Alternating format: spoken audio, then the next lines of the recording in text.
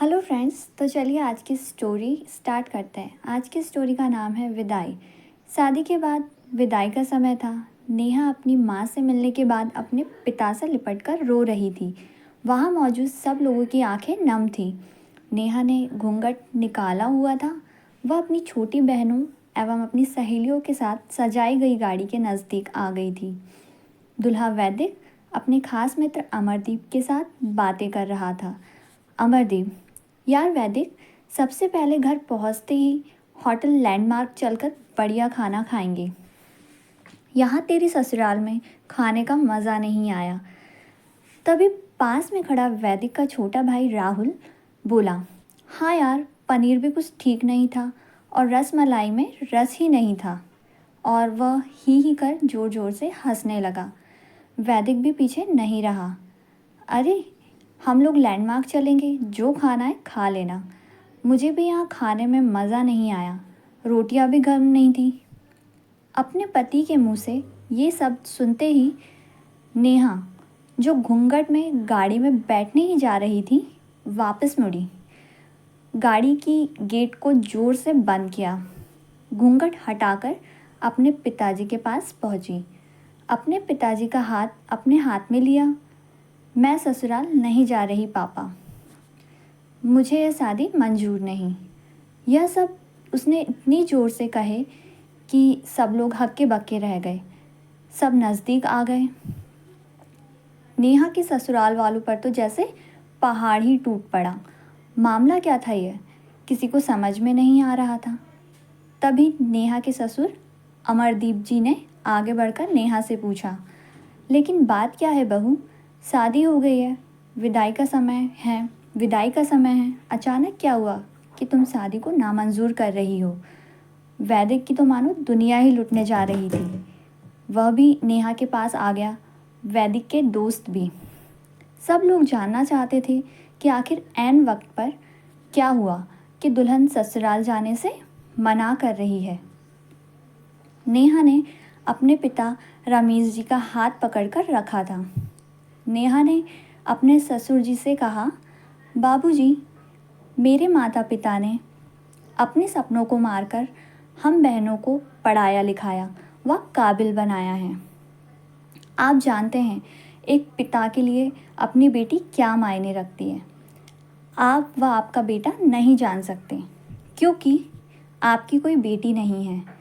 नेहा रोती हुई बोली जा रही थी। आप जानते हैं मेरी शादी के लिए, शादी में बारातियों की आवभगत में कोई कमी ना रह जाए, इसीलिए मेरे पिताजी पिछले 1 वर्ष से रात को 2-3 बजे तक जागकर मेरी माँ के साथ योजना बनाते थे। खाने में क्या बनेगा, रसोइया कौन होगा। पिछले 1 वर्ष में मेरी माँ ने नई साड़ी नहीं खरीदी, क्योंकि मेरी शादी में कमी ना रह जाए। दुनिया को दिखाने के लिए अपनी बहन की साड़ी पहनकर मेरी माँ खड़ी है। मेरे पिता की इस 150 रुपये के नए कुर्ते के पीछे बनियान में 100 छेद है। मेरे माता पिता ने कितने सपनों को मारा होगा ना, अच्छा खाया ना अच्छा पिया, बस एक ही ख्वाहिश थी कि मेरी शादी में कोई कमी ना रह जाए। आपके बेटे को रोटी ठंडी लगी, उनके दोस्तों को पनीर में गड़बड़ लगी, व मेरे देवर को रसमलाई में रस ही नहीं मिला। इनका खिलखिलाकर हंसना मेरे पिता के अभिमान को ठेस पहुंचाने के समान है। नेहा हाफ रही थी। नेहा के पिता ने रोते हुए कहा, लेकिन बेटी, इतनी छोटी सी बात। नेहा ने उनकी बात बीच में काटी। यह छोटी सी बात नहीं है पापा। मेरे पति का मेरे पिता की इज्जत नहीं। रोटी क्या आपने बनाई? रसमलाई, पनीर, यह सब केटर्स का काम है। आपने दिल खोलकर व हैसियत से बढ़कर खर्च किया है। कुछ कमी रही तो वो केटर्स की तरफ से। आप तो अपने दिल का टुकड़ा, अपनी गुड़िया रानी को विदा कर रहे हैं। आप कितनी रात रोएंगे क्या मुझे पता नहीं। माँ कभी मेरे बिना घर से बाहर नहीं निकली। कल से वह बाज़ार अकेली जाएंगी। जा पाएंगी? जो लोग पत्नी या बहू लेने आए हैं वह खाने में कमियां निकाल रहे हैं। मुझ में कोई कमी आपने नहीं रखी। यह बात इनकी समझ में नहीं आई। रमेश जी ने कहा, रमेश जी ने नेहा के सर पर हाथ फिराया। अरे पगली, बात को इतना बड़ा बना रही हो। मुझे तुझ पर गर्व है कि तू मेरी बेटी है, लेकिन बेटा इन्हें माफ़ कर दे। तुझे मेरी कसम, शांत हो जा। तभी वैदिक ने आकर रमेश जी के हाथ पकड़ लिए। मुझे माफ़ कर दीजिए बाबूजी, मुझसे गलती हो गई। मैं उसका गला बैठ गया था, रो पड़ा था वो। तभी अमरदीप जी ने आगे बढ़कर नेहा के सिर पर हाथ रखा। मैं तो बहू लेने आया था, लेकिन ईश्वर बहुत कृपालु है, उसने मुझे बेटी दे दी। वह बेटी की अहमियत भी समझा दी। मुझे ईश्वर ने बेटी नहीं दी, शायद इसीलिए कि तुझ जैसी बेटी मेरे नसीब में थी। अब बेटी इन नालायकों को माफ़ कर दे। मैं हाथ जोड़ता हूँ कि तेरे सामने मेरी बेटी नेहा मुझे लौटा दे। और अमरदीप जी ने सचमुच हाथ जोड़ लिए थे। वह नेहा के सामने सर झुका दिया। नेहा ने अपने ससुर जी के हाथ पकड़ लिया। बाबूजी, अमरदीप जी ने कहा। बाबूजी नहीं, पिताजी। नेहा भी भावुक होकर अमरदीप जी से लिपट गई थी। रमेश जी ऐसी बेटी पाकर गौरव की अनुभूति कर रहे थे।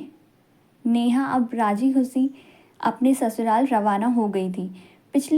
पीछे छोड़ गई थी आंसुओं से भीगी अपने माँ पिताजी की आंखें, अपने पिता का वह आंगन जिस पर कल तक वह चहकती थी। आज से इस आंगन की चिड़िया उड़ गई थी किसी दूर प्रदेश में और किसी पेड़ पर अपना घरौंदा बनाएगी। बेटा तो एक ही कुल को चलाता है, पर बेटियां दो कुल को चलाती है। अतः कुछ समय बाद मेरे मन में ये ख्याल आया कि मैं उस व्यक्ति के बारे में सोच रही थी जिसने बेटी को सर्वप्रथम पराया धन की संज्ञा दी होगी।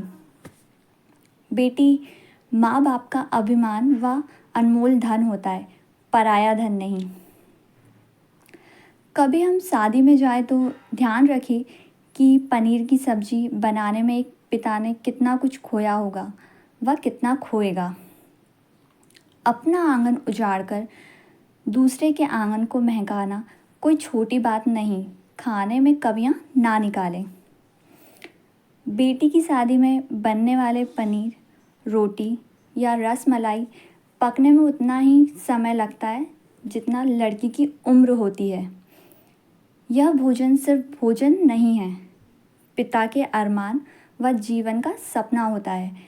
बेटी की शादी में बनने वाले पकवानों में स्वाद कई सपनों को कुचलने के बाद आता है व उन्हें पकने में वर्षों लगते हैं। बेटी की शादी में खाने की कद्र करें। एक बेटी अपने पिता के लिए क्या मायने रखती है, यह वही समझ सकता है जिसके पास बेटी होगी। अगर बेटी की शादी एक अच्छे इंसान से हो जाए तो बेटी के माँ बाप को एक बेटा मिल जाता है। किसी ने सच ही कहा है, किसी ने सोना, किसी ने चांदी, किसी ने सारी दौलत ही दे दी। माता पिता ने बेटी का घर बसाने के लिए अपने घर की रौनक ही दे दी। तो फ्रेंड्स, यही थी आज की स्टोरी। अगर आपको मेरी स्टोरी पसंद आई हो तो प्लीज़ मेरे चैनल को लाइक, शेयर एंड सब्सक्राइब ज़रूर कीजिए।